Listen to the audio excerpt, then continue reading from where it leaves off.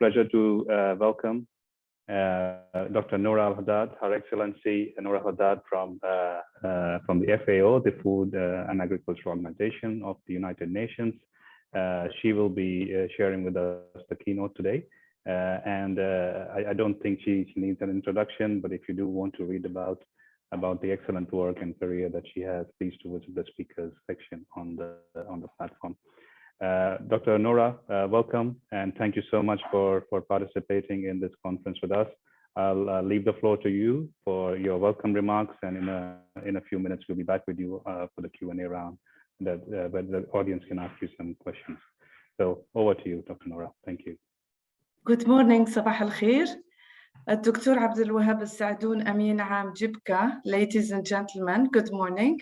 It is really my great pleasure to be here with you today to participate in this important event and represent the Food and Agriculture Organization of the United Nations, FAO, which I represent in the Sultanate of Oman.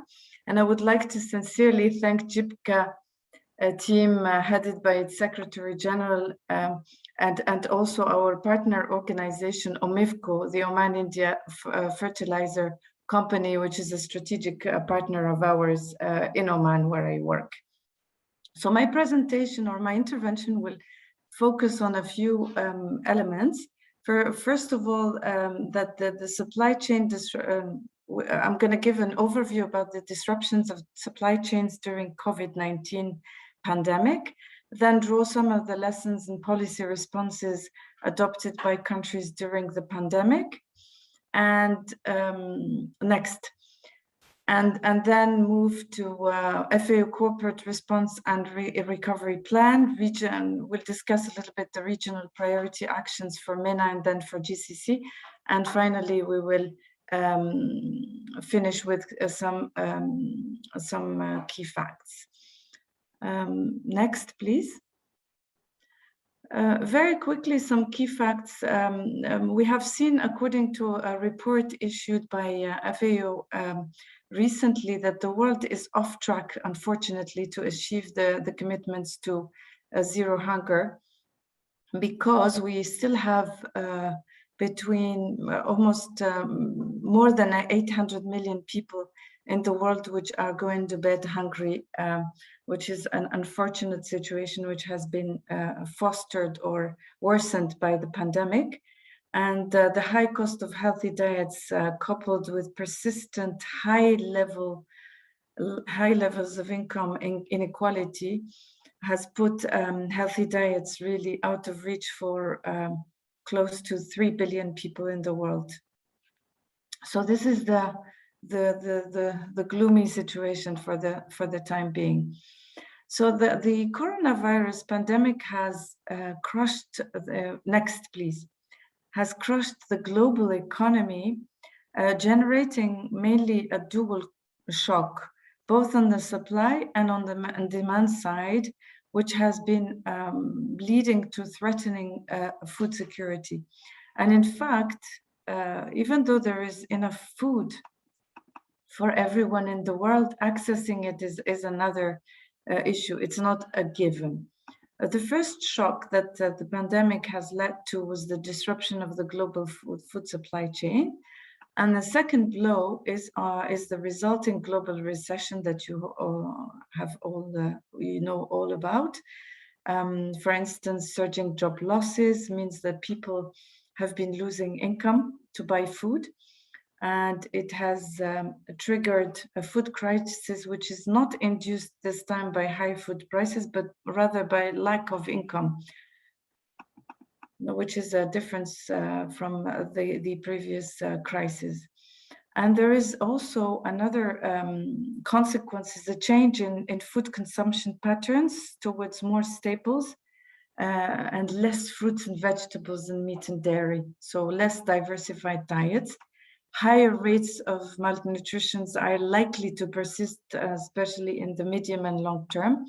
And of course, inequalities, as I mentioned before, will be exacerbated, especially when it comes to gender. Women have been suffering a lot from this crisis, and also some of the minority groups. Next, please. So let us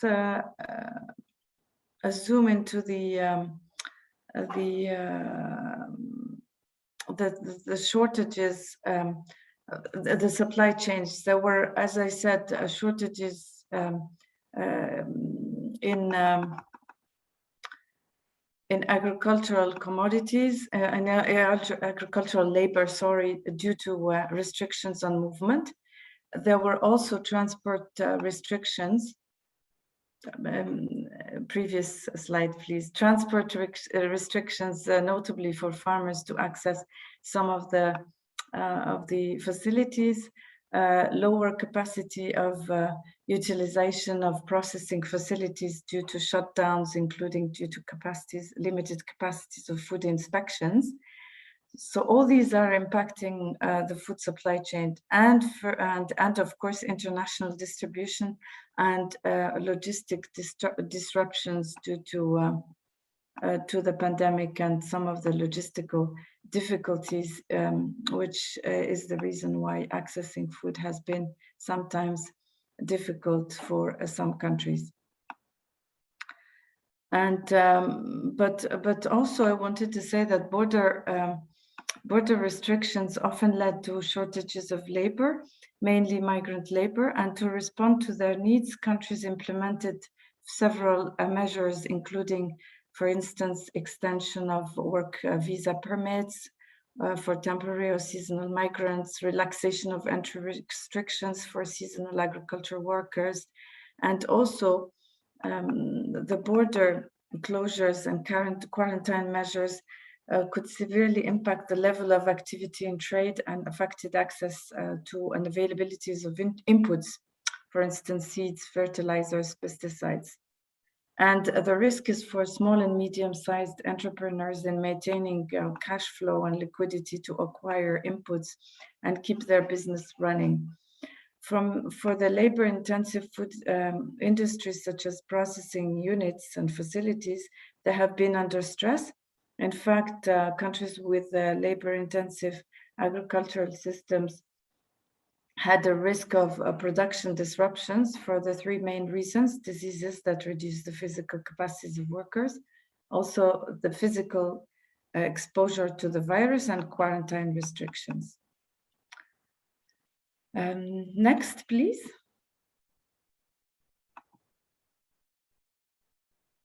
So in terms of policy responses adopted during the pandemic, a lot of countries have responded quite quickly to the pandemic. And what are some of the policies?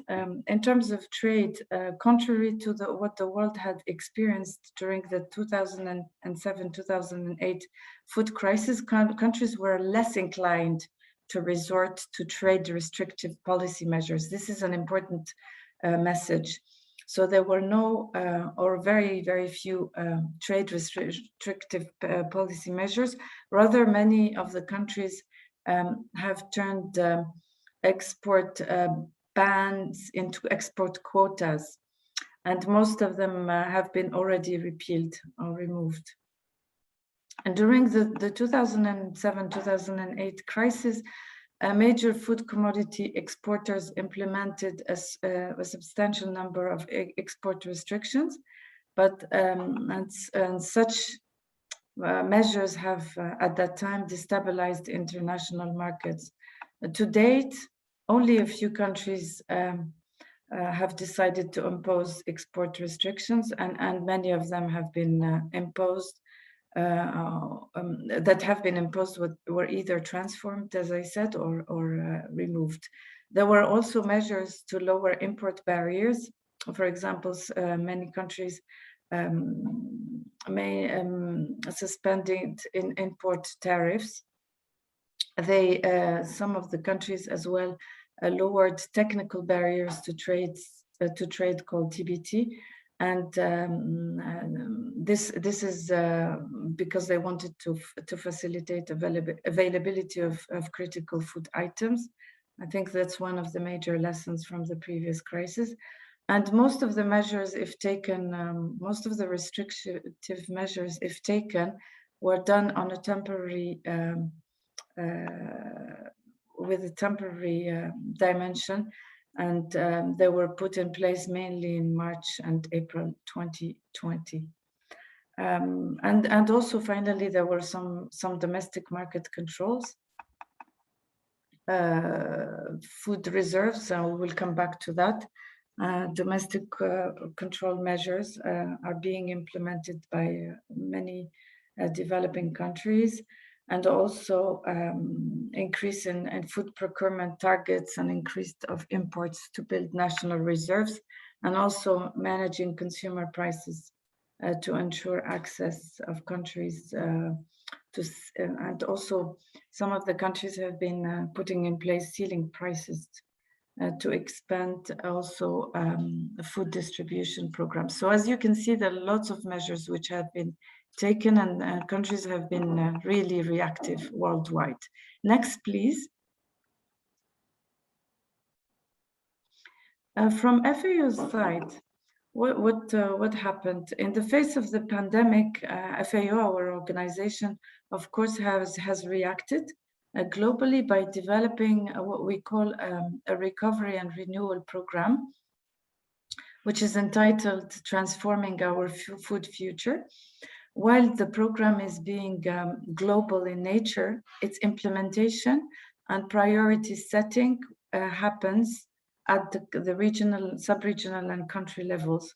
So this FAO COVID's response and recovery program has been conceived in close collaboration with the countries, with FAO country offices and technical divisions, and it is adopting a corporate approach to program delivery, which means that it is aimed at being quite integrated, but at the same time bearing in mind the country and regional specificities. It provides concrete technical and policy support assistance to members.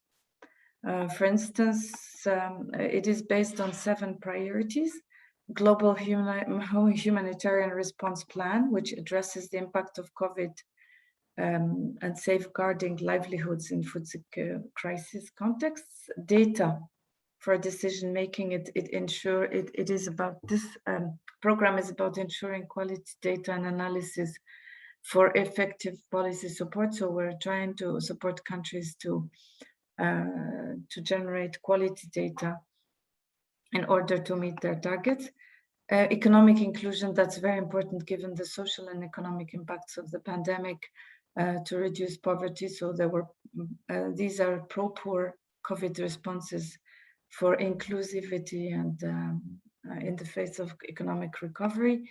Trade and food safety standards to boost as well as smallholder resilience for recovery by protecting the most vulnerable, promoting economic vulnerability, enhancing risk management, and also preventing, this is very important, preventing the next zoonotic pandemic.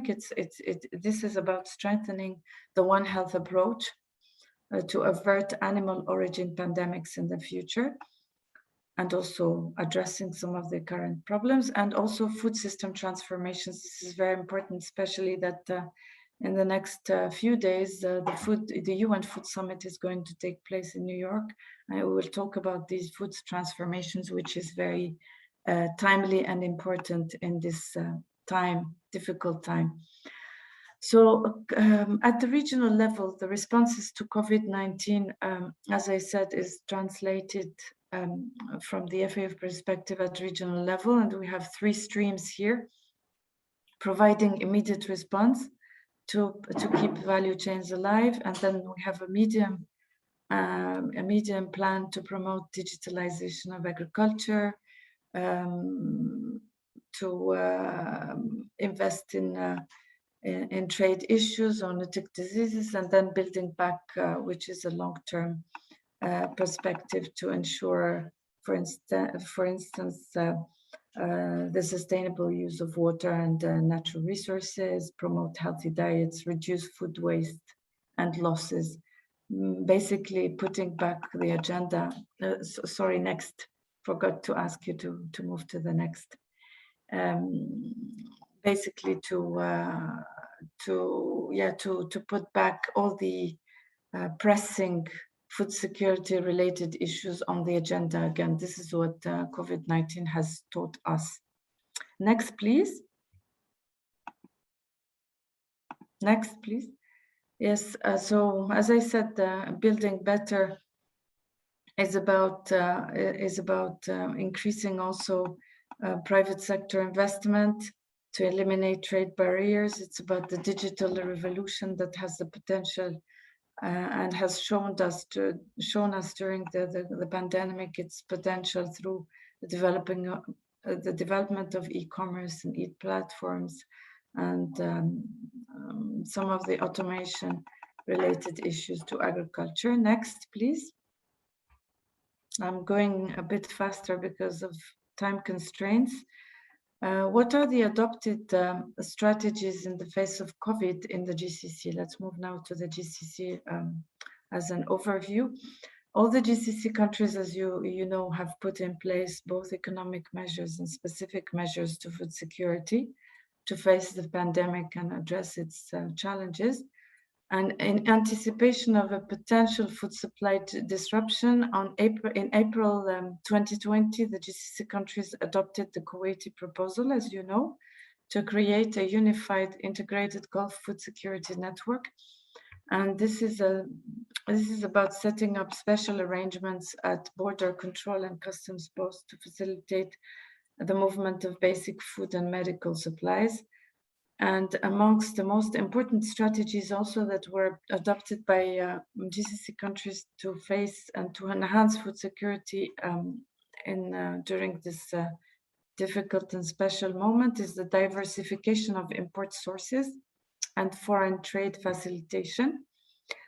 Government procurement imported foreign goods and from domestic farmers, for example. In Oman, the government allocated about 10 million Omani riyal to purchase basic commodities in April and May 2020. So that was an emergency sort of measure, and many other measures adopted by the Omani government. Water security for the population, as well as satisfying industries and facilities requirement. Strengthening also agriculture and fisheries production. This is very important to include stimulating private investment through research and development and through innovations and technologies. I mentioned before e-commerce and e-platforms, and this is one of the most striking and important innovations that arose from the pandemic, and also developing e-agriculture and e-platforms. Next, please. So let us move to the next. Yes, some of the concluding remarks. So as I said, the world is off track to achieve the commitments to zero hunger. That is unfortunate because of the consequences of the pandemic. COVID-19 has led to significant disruptions to food supply chains. Policymakers have responded by imposing some restrictions, but different from those of the past, but lowering also import barriers. And compared to 2007, 2008, the market fundamentals are different today. And finally, it is critical now more than ever to ensure global cooperation and coordination in terms of policy and market transparency, as well as trade-related procedures and regulations, as the world is becoming more and more interconnected. And I thank you very much for your kind attention.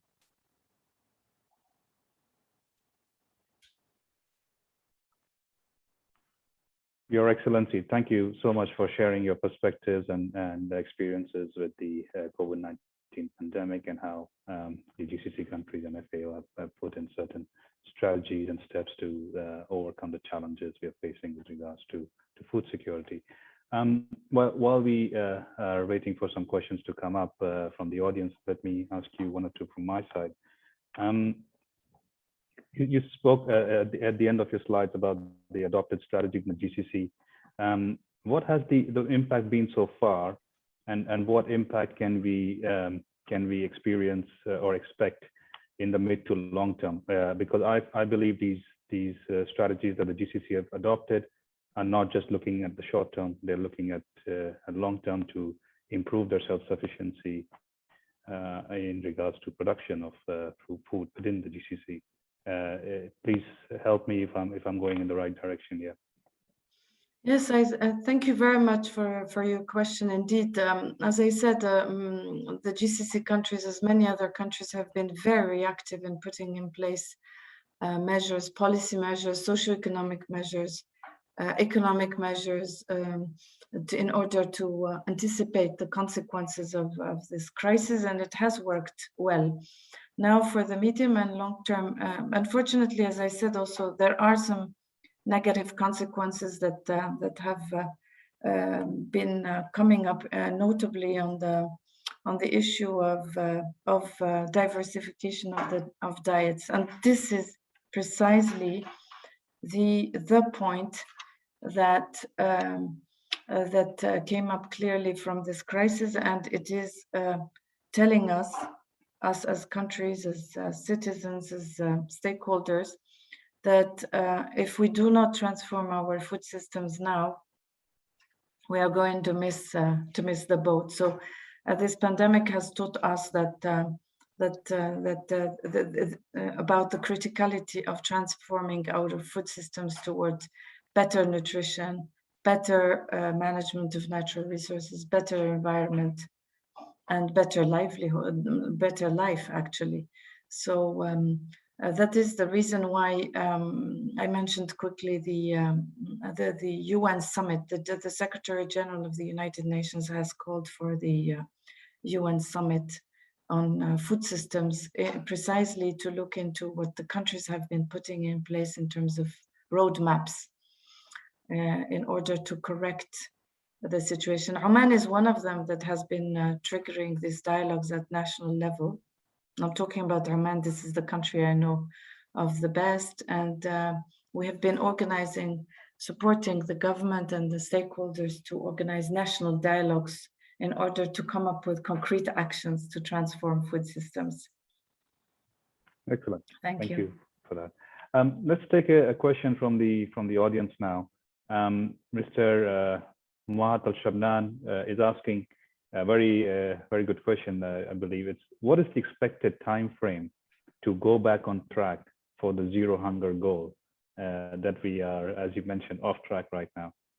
It's a difficult question, I'm sure, but hope you can give your perspectives on that. This is not an easy one, indeed. Unfortunately, the world has been sort of going the right direction until the pandemic surged, and this is putting everything into question now. And this is why the issue of food systems is very important. I think that more than the timeline, we need to put back the fundamentals of food security and put the right measures in order to encourage the balance of demand and supply. The balance of the food environment need to be right.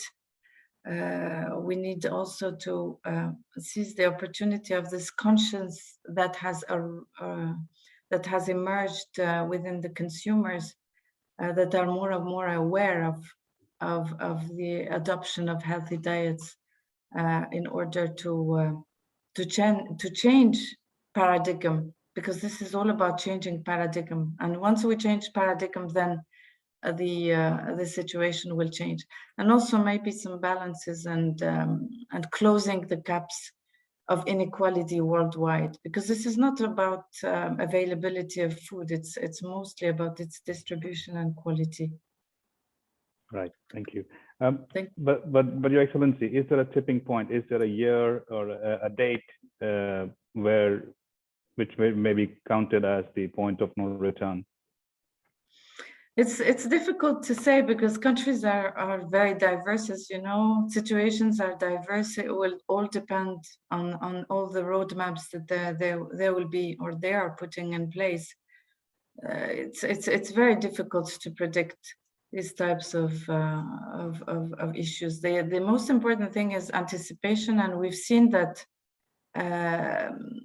for instance, this pandemic has been avoiding some of the mistakes from the food crisis from 2007, 2008, as I mentioned.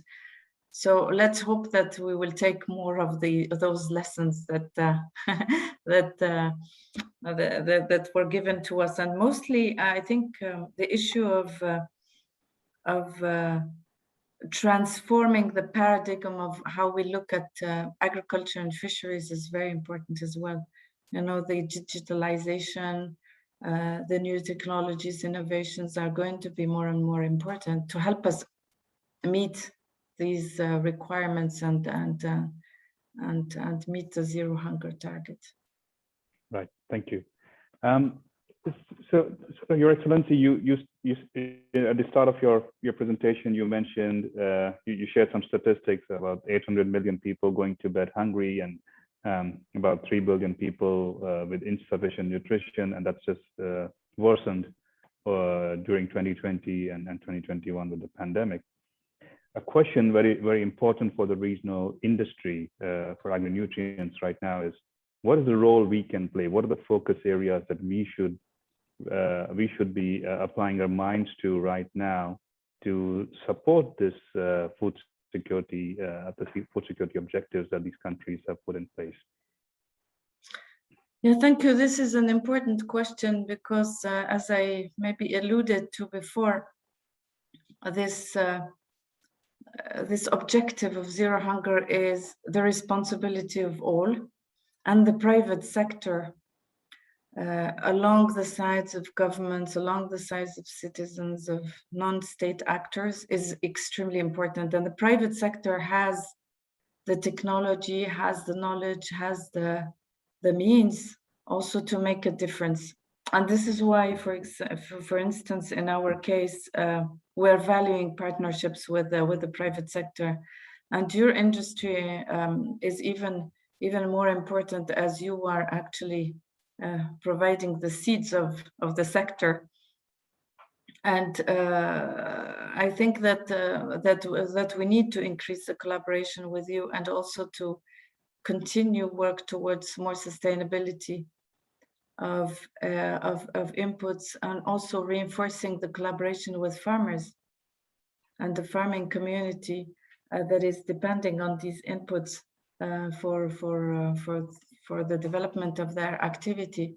So the reinforcement of the partnership with your industry is really key, and not only for developing and continuing to develop new technologies, but also to help also develop programs that are going to empower those who produce the food, who are the most important stakeholders and should be put at the center of supply chains, which are the farmers and the fishers, of course. Yeah.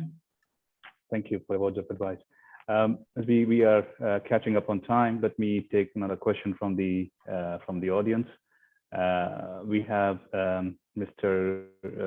Chitore Sarkar asking, Your Excellency, could focusing on preventing food wastage be a good strategy to focus on, so that we get more equity to food across our globe and humankind?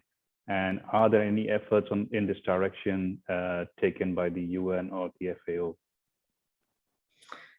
Yeah, food waste is a critical issue, as you could see from when we look at the supply chain.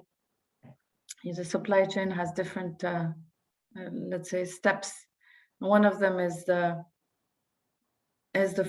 food losses induced by post-harvest losses.